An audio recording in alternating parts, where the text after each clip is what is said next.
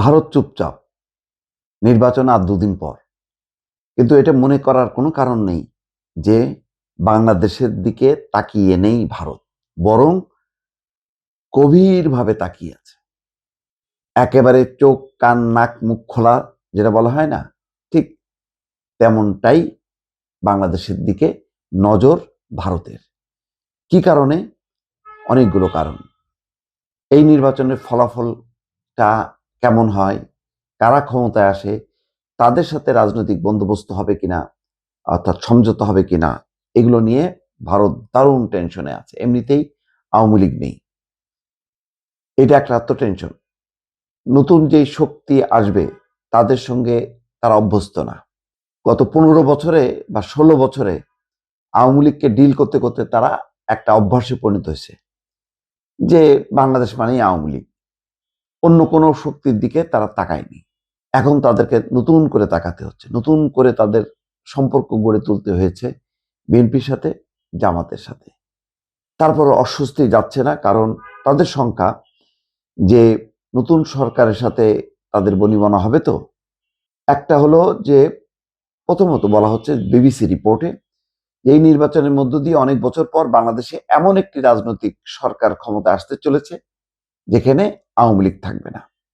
2 নম্বর হচ্ছে, তারেক রহমানের নেতৃত্বে বিএনপি একক ক্ষমতায় সরকার গড়তে পারবে কিনা, নাকি জামাতে ইসলামকে সরকারে নেবে, এটাও তাদের উদ্বেগ।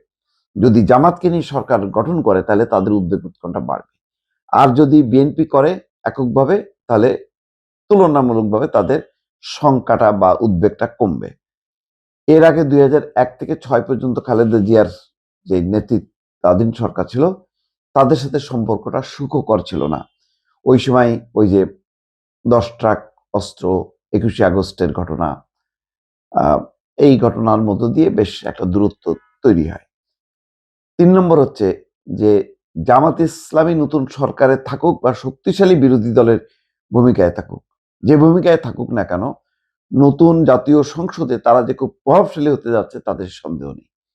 এখানেও তাদের শঙ্কা যে জামাত যদি খুব বড় শক্তিশালী বিরোধী দল হয় তাহলে সরকারকে ঠিক মতন কাজ করতে দেবে না, এবং ভারতের সাথে যে সম্পর্কের ক্ষেত্রে পদে পদে হয়তো বাধা তৈরি হবে। বহু বছর ধরে জামাতকে প্রায় অঘোষিত রেড লাইনে হিসাবে গণ্য করে আসছে, রেড লাইনে রাখছে ভারত। যদিও এখন তারা এনগেজ হয়েছে, ইতিমধ্যে যোগাযোগ হয়েছে, সেই আভাস ভারত নিজে থেকেই দিয়েছে। সবচেয়ে বড় হলো উত্তর পূর্ব ভারতের নিরাপত্তার সঙ্গে ভারতের বাংলাদেশের অবস্থানটা কি হয়, নতুন সরকারের অবস্থান কি হয়, এইটা নিয়ে দিল্লি দুশ্চিন্তাগ্রস্ত আছে। এটা খুবই স্পর্শকাতর বিষয়। ভারত কোন অবস্থায় এই ব্যাপারে আপোষ করবে না। বিশ্লেষকদের মতে বাংলাদেশে এর আগে 3টি নির্বাচনে ভারতের বিরুদ্ধে কম বেশি নাক গলানোর অভিযোগ ছিল, কিন্তু এইবারটা নেই, এবং ভারত নিজেদেরকে গুটিয়ে রেখেছে যাতে কোনোভাবেই ভারতের উপর ব্লেম না দেয়া হয়।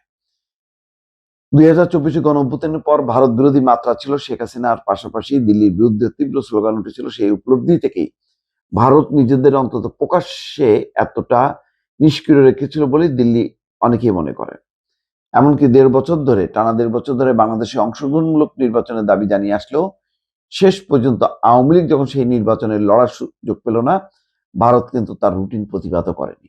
ভারত বরাবর চেষ্টা করেছে যে আওয়ামী লীগকে নিয়ে যাতে নির্বাচনটা হয়, কিন্তু সেটা যে হলো না, এই ব্যাপারে ভারত কিন্তু খুব সোচ্চার, মানে শেষ পর্যন্ত তার ভূমিকা রাখেনি, তারা চুপচাপ হয়ে গেছে। এখন ভারতের দীর্ঘদিনের মিত্র আওয়ামী লীগের রাজনৈতিক ভবিষ্যতের উপর নির্ভর করছে পরবর্তী সরকারের রূপরেখা।